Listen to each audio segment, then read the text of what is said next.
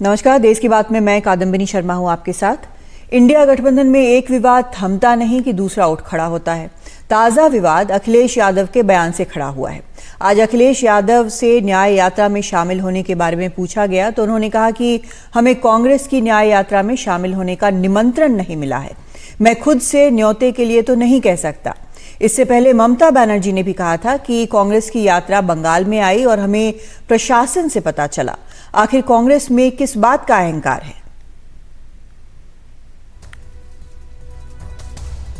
आप भारत जोड़ो यात्रा में शामिल होंगे? देखिए, मुश्किल तो ये है कि कई बड़े आयोजन होते हैं, बड़े कार्यक्रम होते हैं, हम लोगों को निमंत्रण ही नहीं मिलता। तो अपने आप क्या मांगे हम निमंत्रण? राम मंदिर में तो निमंत्रण मिला था आपको? अपने आप मांगने से मिला। जब आवाज उठाई हम लोगों ने कि बताओ हमारा घर गंगा जल से धोया, तब सुनने में आया कि उन्होंने कहा निमंत्रण दे दो, ठीक है नहीं। और रेलवे रिक्रूटमेंट को लेकर बड़ी खबर इस वक्त आ रही है। रेल मंत्रालय ने एक एग्जाम कैलेंडर बनाया है और इस कैलेंडर के मुताबिक 4 बार साल में एग्जाम होंगे। अलग अलग कैटेगरी की भर्ती के लिए इसमें एग्जाम होंगे और नोटिफिकेशन भी इसमें आएगा। तो ये सारी जानकारी जो है इस वक्त आ रही है। जनवरी से मार्च के बीच परीक्षा ALP की होगी और 4 बार परीक्षाएं होंगी। तो ये एग्जाम कैलेंडर एक रिक्रूटमेंट की सुविधा के लिए और लोगों के लिए बनाया गया है। परिमल कुमार हमारे सहयोगी इस वक्त हमारे साथ जुड़ रहे हैं फोन लाइन पर। परिमल, ये काफी एक अहम फैसला है, काफी आसानी शायद रिक्रूटमेंट में इससे हो सकती है। निश्चित तौर पे हो सकते हैं, क्योंकि पहले इस बात की जानकारी नहीं होती कि कब वैकेंसी निकलेगी और वैकेंसी को लेकर छात्र भी इस बात को लेकर श्योर नहीं होते थे कि कब उनको एग्जाम लिया जाएगा या लेने की अवधि है। अब कम से कम ये तय जरूर किया गया है कि 4 बार ये भर्ती परीक्षा जो है उसका निकलेगा। और कई बार ये भी हमने देखा है कि टाउट्स के जरिए जो अलग अलग लोग हैं वो भी गड़बड़ी इसमें करते रहते हैं एग्जाम के नाम पर, क्योंकि नौकरियों को लेकर इतनी मारामारी है कि कई बार रेलवे को इस तरह की शिकायत भी मिली और उस पर कार्रवाई भी हुई है कि लोग नकली भर्ती निकाल के और उसमें लोगों से पैसा लेने का भी काम करते हैं। ये भी है। तो RRB ने ये साफ किया है कि 4 बार जो एग्जाम होंगे। कादम्बरी, जो आपने बताया कि जनवरी से मार्च के बीच में असिस्टेंट लोको पायलट का एग्जाम होगा। अप्रैल से जून तय किया गया है टेक्नीशियन के एग्जाम के लिए। जुलाई से सितंबर के बीच में जो NTPC non technical popular categories होती है, लेवल 2, 3, 4, 5, 6 जूनियर इंजीनियर का एग्जाम हो गया, पैरामेडिकल कैटेगरी हो गई। तो ये एग्जाम जुलाई से सितंबर के बीच में होंगे और अक्टूबर से दिसंबर के बीच में लेवल 1 या मिनिस्ट्रियल पोस्ट के लिए जो एग्जाम होता है वो कंडक्ट करेगी। तो इससे कम से कम दो तरह के मायने होंगे। पहली चीज तो ये कि सहूलियत उन छात्रों की बढ़ जाएगी जो रेलवे को लेकर वैकेंसी का इंतजार कर रहे होंगे और अपनी तैयारी कर रहे होंगे। उनके पास कम से कम ये पहले से पता होगा। अब ये देखना होगा कि कितने वक्त तक मेंटेन हो पाता है, लेकिन एक रणनीति जो तैयार की गई है, बनाई गई है, वो देखने में जरूर लग रही है कि उन अभ्यर्थियों के लिए बहुत फायदेमंद हो सकता है जो नौकरी तलाश रहे हों, रेलवे में संभावनाएं तलाश रहे हैं। बहुत शुक्रिया आपका परिमल इस पूरी जानकारी के लिए। तो भर्ती में आसानी होगी और लोगों को आसानी होगी जो परीक्षा के जरिए रेलवे में भर्ती होना चाहते हैं। मंत्री क्या कह रहे हैं इस पर, वो भी सुनते हैं। की जा रही थी कि रेलवे में रिक्रूटमेंट हो, उसका एक एनुअल कैलेंडर बने और एनुअल कैलेंडर इस तरह से बने कि पूरे बच्चों को जो कैंडिडेट्स रेलवे रिक्रूटमेंट में हिस्सा लेना चाहते हैं उनको एक बहुत ही प्रेडिक्टेबल तरीके से एग्ज़ाम का टाइम रहे और हर साल एग्ज़ाम रहे, जिससे कि हर साल इनटेक होता रहे, अच्छे तरीके से ट्रेनिंग मिल सके। एक साथ जब लंपी खूब सारे लोगों को एक साथ लंपी 4-4, 5-5 साल के गैप में जब लिया जाता है तो ट्रेनिंग भी सफ़र करती है। इसी विचार के साथ, इसी प्रॉपर थिंकिंग के कारण एनुअल कैलेंडर बनाया गया रेलवे का, जो कि आज या सोमवार को रिलीज़ होगा। इसमें जितने भी कैटेगरीज हैं उन सब कैटेगरीज का एक प्रॉपर सिस्टमेटिक तरीके से एनुअली इनटेक रहेगा। साल में 4 बार एम्प्लॉयमेंट नोटिफिकेशन निकलेगा, हर कैटेगरी का अलग अलग रहेगा ताकि सभी को अवसर मिले। और जब एक साथ खूब गैप के साथ जब होता था रिक्रूटमेंट तो उसमें कई बच्चे एज का दिक्कत आ जाती थी, एज बार हो जाते थे। हर साल होने से एज बार की व्यवस्था, एज बार की प्रॉब्लम भी मिट जाएगी। और बात करते हैं कांग्रेस की, जिसने आज दिल्ली के रामलीला मैदान में न्याय संकल्प रैली का आयोजन किया। यहां कांग्रेस अध्यक्ष का पार्टी के बूथ एजेंट पर दिए गए बयान पर बीजेपी ने जमकर निशाना साधा है। बीजेपी नेता अमित मालवीय ने कहा कि कांग्रेस अध्यक्ष ने बूथ एजेंट की तुलना कुत्ते से की है और ये बहुत शर्मनाक है। अमित मालवीय ने ट्विटर पर लिखा कि जिस पार्टी का अध्यक्ष अपने संगठन की सबसे मजबूत कड़ी को कुत्ता बनाकर टेस्ट लेना चाहता हो, उस पार्टी की दुर्गति होनी तय है।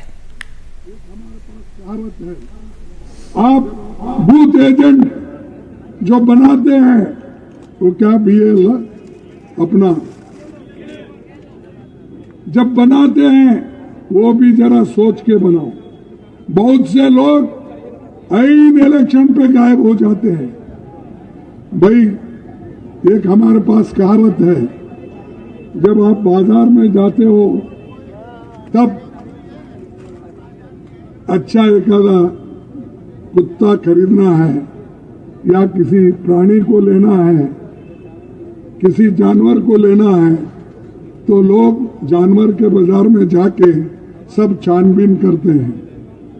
अगर ईमानदार एक प्राणी को भी लेना है तो उसका कान पकड़ के ऐसा ऊपर उठाते हैं। ऊपर उठाने के बाद अगर वो भोंकता है तो ठीक है, अगर कोई करता है तो ठीक नहीं, कोई लेता नहीं उसको। तो आप भी सिलेक्शन करते वक्त जो भोंकता है, जो लड़ता है, जो आपके साथ रहता है, उसको ले लो, उसको बूथ लेवल कमेटी का एजेंट बनाओ। और जब बूथ में कोई बैठता है, ऐसे आदमी को बिठाओ। वो सुबह अगर 7 बजे जाता है तो जब वहां आपकी पेटी बंद होती है उसी वक्त साइन करके बाहर आना चाहिए। दिल्ली पुलिस की क्राइम ब्रांच की टीम आज फिर अरविंद केजरीवाल के घर पहुंची। 5 घंटे केजरीवाल के घर इंतजार करने के बाद क्राइम ब्रांच ने उनके स्टाफ को नोटिस दिया। क्राइम ब्रांच ने आप विधायकों की खरीद फरोख्त से जुड़े मामले में केजरीवाल से 3 दिन में जवाब मांगा है। इससे पहले कल भी क्राइम ब्रांच के अधिकारी केजरीवाल और आतिशी के घर गए थे, लेकिन वो घर पर नहीं थे। अरविंद केजरीवाल ने 27 जनवरी को आरोप लगाया था कि बीजेपी ने आप के 7 विधायकों को तोड़ने के लिए 25-25 करोड़ रुपए की पेशकश की है। दिल्ली पुलिस की क्राइम ब्रांच आखिरकार 5 घंटे रुकने के बाद दिल्ली के मुख्यमंत्री अरविंद केजरीवाल के आवास से निकल गई है। दिल्ली पुलिस ने उनके स्टाफ को एक नोटिस दिया है और उस नोटिस का 3 दिन के अंदर दिल्ली के मुख्यमंत्री अरविंद केजरीवाल को जवाब देना होगा। दिल्ली पुलिस की क्राइम ब्रांच कल भी यहां पर आई थी, लेकिन कल मुख्यमंत्री से मुलाकात नहीं हो पाई थी। हालांकि आज भी दिल्ली पुलिस जो नोटिस था वो निजी तौर पर मुख्यमंत्री को देना चाह रही थी, लेकिन मुख्यमंत्री से उनकी मुलाकात नहीं हो पाई। इसके बाद करीब 5 घंटे तक क्राइम ब्रांच की टीम यहां पर रही और आम आदमी पार्टी के नेता से उनकी बहस भी हुई। इसके बाद टीम जो नोटिस था वो मुख्यमंत्री के स्टाफ को थमाकर लौट गई है और उस नोटिस में कहा गया है कि अरविंद केजरीवाल 3 दिन के अंदर इस नोटिस का जवाब दें। दरअसल 27 जनवरी को आम आदमी पार्टी के नेता आतिशी ने एक प्रेस कॉन्फ्रेंस करके आरोप लगाए थे कि बीजेपी उनके 7 विधायकों को 25-25 करोड़ रुपए में खरीदने की कोशिश कर रही है और दिल्ली सरकार को गिराने की फिराक में है। ये भी कहा गया था कि उनके पास एक ऑडियो क्लिप है और बहुत जल्दी ही ये ऑडियो क्लिप वो जारी करेंगी। इसके बाद 30 जनवरी को दिल्ली बीजेपी के तमाम नेता दिल्ली के पुलिस कमिश्नर संजय अरोड़ा के पास पहुंचे और उन्होंने इस पूरे मामले की जांच की मांग की। इसके बाद दिल्ली पुलिस को इस मामले की जांच के लिए कहा गया। दिल्ली पुलिस कल रात को भी दिल्ली के मुख्यमंत्री अरविंद केजरीवाल के इसी सरकारी आवास पर आई थी और कल रात में आम आदमी पार्टी की नेता आतिशी के यहाँ गई थी, लेकिन दोनों से मुलाकात नहीं हो पाई। इसके बाद आज सुबह करीब 10:15 बजे दिल्ली पुलिस की क्राइम ब्रांच यहाँ पर पहुंची और मुख्यमंत्री को निजी तौर पर नोटिस देने की कोशिश की, लेकिन मुख्यमंत्री से उनकी मुलाकात नहीं हो पाई। क्राइम ब्रांच की टीम करीब 5 घंटे यहाँ पर रुकी और 5 घंटे रुकने के बाद जो उनका स्टाफ है उसको नोटिस देकर वापस लौट गई है और 3 दिन के अंदर इस नोटिस का जवाब मांगा गया है। नई दिल्ली से कैमरामैन अरुण नेगी के साथ मैं Mukesh Singh Sengar, NDTV India. BJP के दिग्गज नेता और पूर्व उप प्रधानमंत्री लाल कृष्ण आडवाणी को 96 साल की उम्र में देश के सबसे बड़े नागरिक सम्मान भारत रत्न से सम्मानित किया जाएगा। प्रधानमंत्री मोदी ने आज ट्वीट कर इसका ऐलान किया। वे पूर्व प्रधानमंत्री अटल बिहारी वाजपेयी और नानाजी देशमुख के बाद ये सम्मान पाने वाले बीजेपी के तीसरे नेता हैं।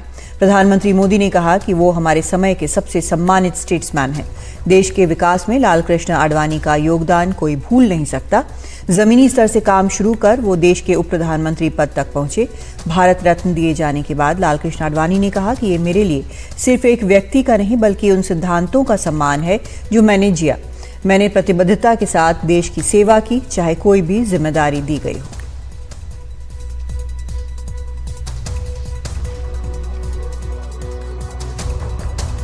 आज देश ने अपने एक महान सपूत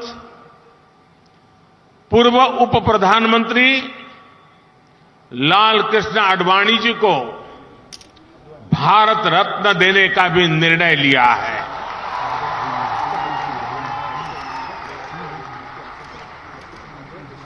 भारत के उप प्रधानमंत्री, गृह मंत्री एवं सूचना प्रसारण मंत्री के रूप में और दशकों तक एक निष्ठावान, जागरूक सांसद के रूप में आदरणीय आडवाणी जी ने देश की जो सेवा की है वो अप्रतिम है। आडवाणी जी का ये सम्मान इस बात का प्रतीक है कि राष्ट्र की सेवा में अपना जीवन खपाने वालों को राष्ट्र कभी भुलाता नहीं है। मेरा सौभाग्य रहा कि लाल कृष्ण आडवाणी जी का स्नेह, उनका मार्गदर्शन मुझे निरंतर मिलता रहा है। मैं आदरणीय आडवाणी जी के दीर्घायु होने की कामना करता हूं। भारत रत्न सम्मान की घोषणा के बाद लाल कृष्ण आडवाणी की बेटी प्रतिभा आडवाणी ने कहा कि वो जीवन भर कम शब्दों वाले इंसान रहे, लेकिन स्वाभाविक तौर पर उनकी आंखों में आंसू थे। बहुत खुशी है मुझे भी, पूरे परिवार को, कि दादा को इतना बड़ा सम्मान, देश का सर्वोच्च सम्मान मिला है। निश्चित ही आज मुझे एक व्यक्ति जिसकी याद सबसे ज्यादा आ रही है वो मेरी माँ है, और माँ का दादा के जीवन में बहुत बड़ा योगदान रहा है, निजी जीवन में भी और राजनीतिक जीवन में भी। दादा बहुत खुश हैं। मैंने जब दादा को बताया, मुझे पता लगा और मैंने दादा को बताया, तो वो बहुत ही खुश थे। और उन्होंने यही चीज बोली कि जीवन में उन्होंने अपना पूरा जीवन देश की सेवा में लगाया। इसके लिए वो बहुत खुशगुजार हैं और प्रधानमंत्री श्री नरेंद्र मोदी का धन्यवाद करते हैं, और देश की जनता का, जिनसे वो असीम प्रेम करते हैं, उनका भी बहुत धन्यवाद करते हैं कि जीवन के इस पड़ाव पर उनको इतना बड़ा देश का सबसे सर्वोच्च सम्मान मिला।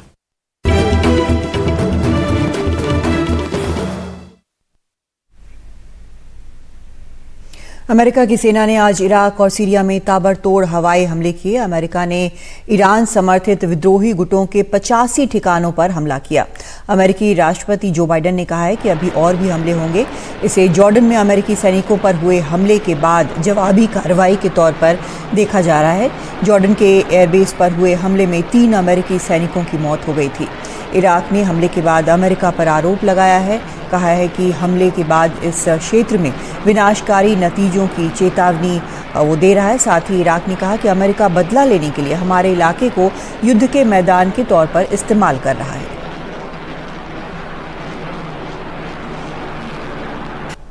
इजराइल हमास युद्ध शुरू होने के बाद उस क्षेत्र में, मिडिल ईस्ट में मौजूद अमेरिकी बेसिस पर भी हमले लगातार बढ़ गए हैं। 7 अक्टूबर से लेकर अब तक 170 से ज्यादा बार अमेरिकी बेसिस पर या अमेरिकी सैनिकों पर इलाके में हमले हुए हैं। अमेरिका ने भी जवाब दिए हैं और माना यह जाता है, पुष्टि इस बात की हुई है, कम से कम 30 विद्रोही जो हैं उनकी मौत हुई है। अभी 28 जनवरी को जॉर्डन में अमेरिका के एक बेस पर टावर 22 पर हमला हुआ, ड्रोन से हमला हुआ, जिसमें पहली बार इस युद्ध के दौरान 3 अमेरिकी सैनिक मारे गए, 30 से ज्यादा घायल हुए और उनमें से कुछ की हालत गंभीर बताई जा रही है। लेकिन ये हमले किस तरह से कब शुरू हुए? जब युद्ध शुरू हुआ उस वक्त अमेरिका ने इलाके में अपने जंगी जहाजों की संख्या बढ़ा दी। उसके बाद उन्होंने वहां पर अपने लड़ाकू विमानों की संख्या बढ़ा दी और लगातार इस बात को दोहराते रहे कि कोई भी तीसरी पार्टी जो है वो इसमें शामिल नहीं होगी इजराइल के खिलाफ युद्ध में, और उसका समर्थन इजराइल को जरूर मौजूद है।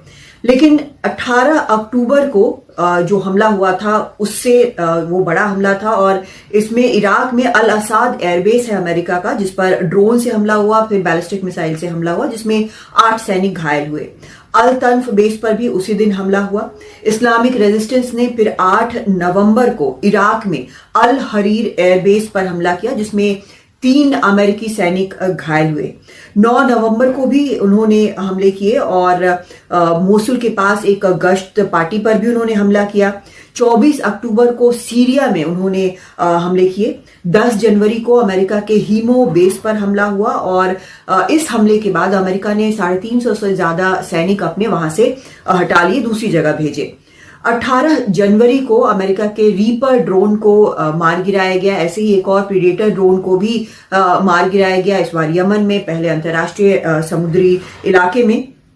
और अब जो 28 जनवरी का हमला है जॉर्डन में टावर 22 को, अमेरिका भी जवाब देता रहा है। जैसे उन्होंने 27 अक्टूबर को जो कार्रवाई की वो सीरिया में उन्होंने विद्रोहियों के ठिकानों को निशाना बनाया, एम्युनिशन जो जहां पर हथियार डिपो है उसको निशाना बनाया, जो बाकी जो वहां उनके ठिकाने थे उनको निशाना बनाया।